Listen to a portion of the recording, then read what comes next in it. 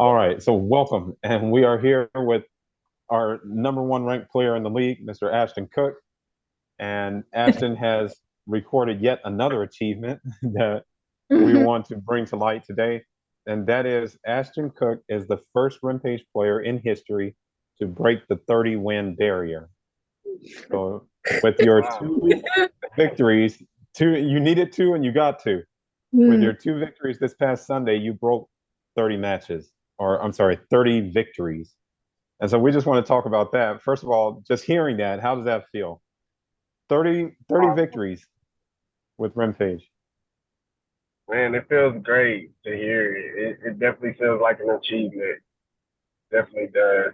I'm excited about that. I really am. We were talking about one of the differences between one-on-one and five-on-five is there are times when a team will win the championship, but there are certain players, there are maybe several players on that team who know they did not contribute significantly to the winning of that championship. Maybe they were the supporting cast, or maybe some of them were just part of the practice squad or whatever. But that happens in team sports. Your team is winning, and you feel good about that, but you feel it. You're not contributing to your team's victory, to your team's success. Whereas in one-on-one, you contribute 100% to the success that you get. Can you talk about that a little bit? Yeah, it's definitely you definitely put in a different scenario. 1v1, it's all on you. It's just you determine the outcome. Versus when you're playing 5-on-5, you got teammates involved, so they play a part, they play a role. But you're the only person that can determine if you're gonna win or not. So it's all on you. So you Right. gotta trust yourself because you're putting your skill set, your whether it's offense or defense, like everything is on the line. So the outcome again, the outcome is up to you. Yeah. It's excellent. You You have know, no one to rely on, I think. And does it take a different mindset when you go into a one-on-one game? Definitely. More conditioning because usually when you play like 5v5, it's less pressure. You don't have to work as hard. From time to time, you're gonna have a little one-on-one going on, but when it's just strictly 1v1, it's like you it's nonstop. So it's just constant work, offensively, defense. Yes. You're trying to prevent the other player from scoring the ball. You're also trying to score the ball. So yeah, Mhm. it's yeah. definitely more to it. Amazing.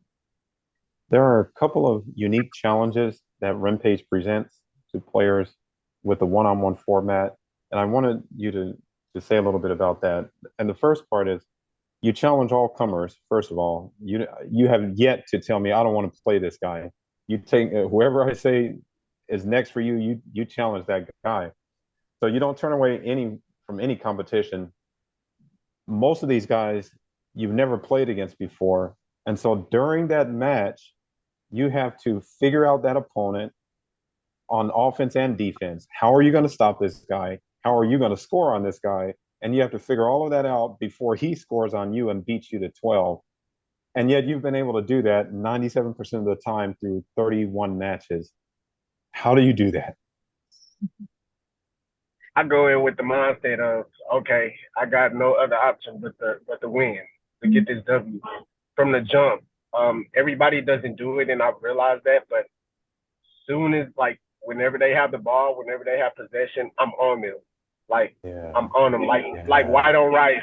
I do not want to give them the opportunity, no chances to even attempt to shoot the ball. That's my mindset because I feel like if I have that mindset, then I have a higher chance of winning because it prevents them from, getting the basket, no matter where it's at, the 4-pointer, the 3-pointer, 2-pointer, layup, whatever the case is. I do not want to see no attempts whatsoever. And I think when you come in with that type of mindset, Oh, that separates you from every other player, you know. yeah. Um, so I just want to, from the jump, I just want to come in with that mindset, Yeah. that mentality. Mm. You definitely And have the records to prove that it yes, works. yeah. Also, you've seen a lot of guys come into the league. Have Has there ever been a time when, or can you remember a time when you saw one of the newer guys play and you thought, oh, that guy might give me trouble? You remember any scenarios like that?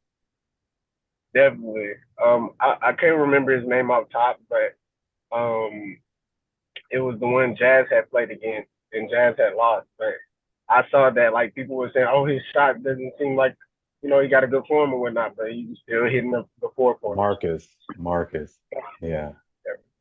So yeah, I mean, you just never know. So many people have tricks up their sleeve.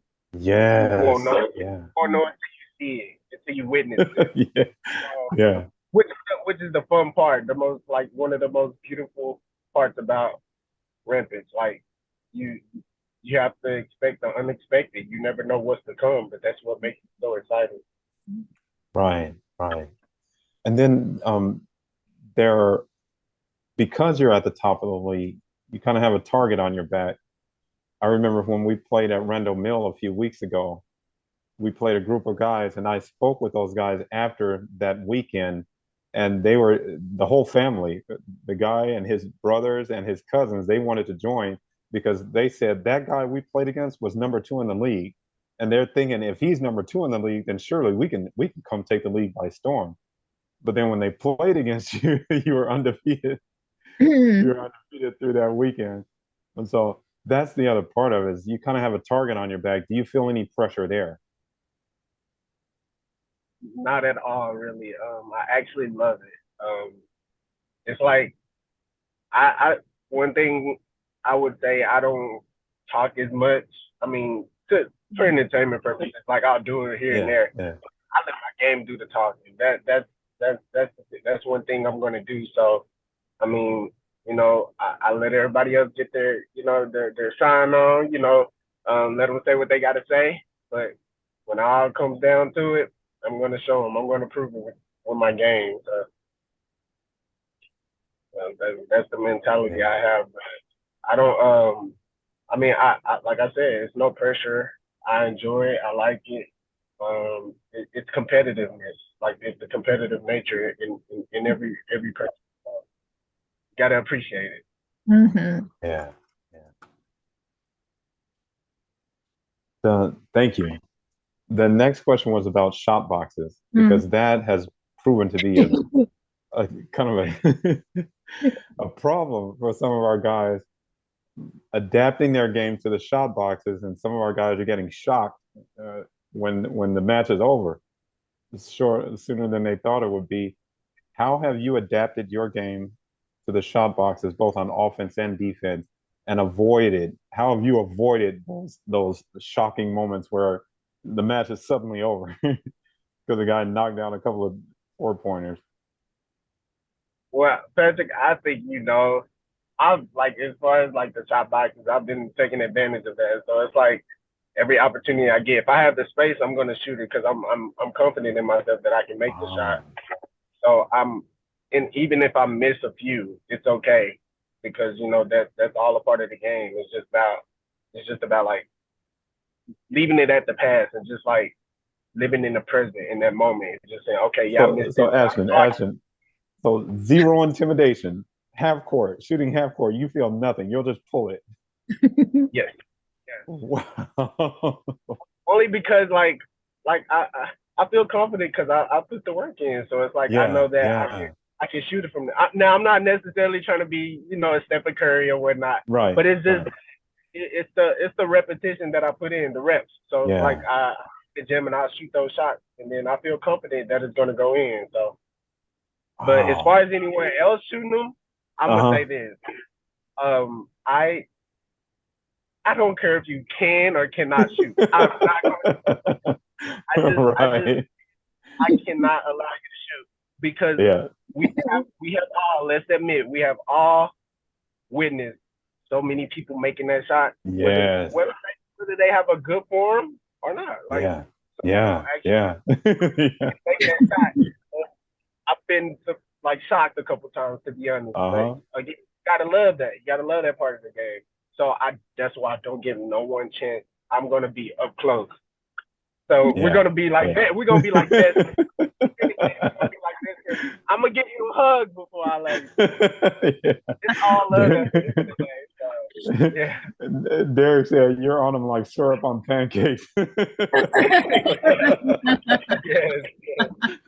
Definitely. All right, Ashton, you played 30 matches, 31 matches. Do you have any favorite moments or any standout moments that you can think of? Oh. Hmm. Oh, I like. I mean, I didn't think about it till you told me, but just getting the game over with like very quickly from the four pointer, like all four pointers. Like I think that was one Yeah, of the best moments because like I was just shooting back to back to back and just trying to yeah, get it over with.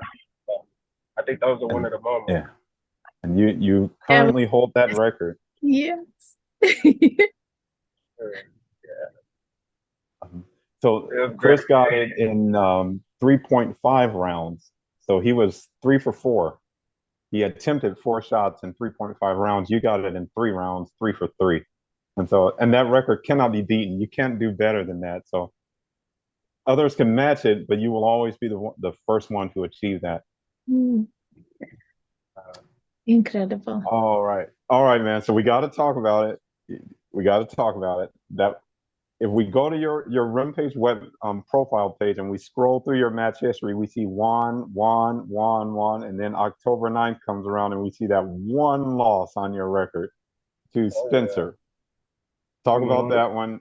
How did that affect you? What change did you make after that, if any at all? Um, Well, with that match, I mean, it hurt me. It definitely hurt me. It's like now having to talk about it again. I just got that replay back in my mind of how Spence hit that third shot. So I'm like, man. But at the same time, like I always say, I'm gonna take the good out of the bad. I'm uh, gonna use it. I'm gonna let it fuel me in a positive way, and just like from that point on, I just came in with the mindset of no matter what, I'm not losing anymore. I cannot lose. I'm coming in with that mentality. So it's just that, um, ever since I've been on the tour, that's the mindset I've came in with. Like, and I don't want to lose at all. Like, that's yeah, why I told you I'm so close from the start, from the jump. yeah, Because yeah, don't get me wrong, I have my fun here and there. I do, I do intend to like entertain and yeah, show yeah. Mhm. because it's a part of the sport, it's a part of the game. Uh-huh. But then again, at the same time, like even then, if it comes close, I'm I'm gonna do whatever I can to make sure that my opponent doesn't win. So I ever since then I just came in with that mentality of not losing Yeah. again. That is so interesting, Ashton, because at the outset of the game, the match doesn't belong to anyone. It's up in the air. That's why you play the match. But some guys go into the match believing this is my game. Like, and Yeah, the other player has to take it away from you. And it sounds like that's your mentality. Like you go in thinking this is my game. I'm supposed to win it. I'm gonna win it. And look at the right. results. Yes. Like, oh. Well, we, Katerina and I watch all of your matches. We cheer for you. I'd like to ask Katerina what she's observed. What have you observed in Ashton that sort of sets him apart? I'm so happy, Patrick, that you have asked me that question. Thank you so much. Because I have watched Ashton's game and I can speak for all the fans. We really appreciate the entertaining shots. And it really seems to me that you are having fun on the court. So you are enough serious to be taking the victory and Yeah. entertaining to watch. And I love that about you. So I can just see your fan base growing and growing and growing because I can't stop talking about all the moves you do. So I'm sure the others will follow and multiply like that. So it's really great to hear you that feeling that I had that you are enjoying yourself is right because you're not just putting on a show, you're actually enjoying yourself, Yeah. right? Yeah. So your victories really have a different flavor to them, and that's what I really appreciate. Yeah. Thank you so Yeah, much. you I can really feel it. appreciate it. Mm. Ashton, I had another question. Of course. Do you feel like you have something to prove on the court? And if so, what to yourself, to others? Um, Mm. or do you just kind of go out there and just have fun? It's kind, to be honest, kind of a mix of both. I always felt like I have something to prove to myself because, like even on the last conversation that we had, like there's always room for self improvement. So I still have a lot of improvement to do, in my game. But also I'm out there, having fun and there to entertain. So it's kind of mixture of both. You got to balance the two in a sense. So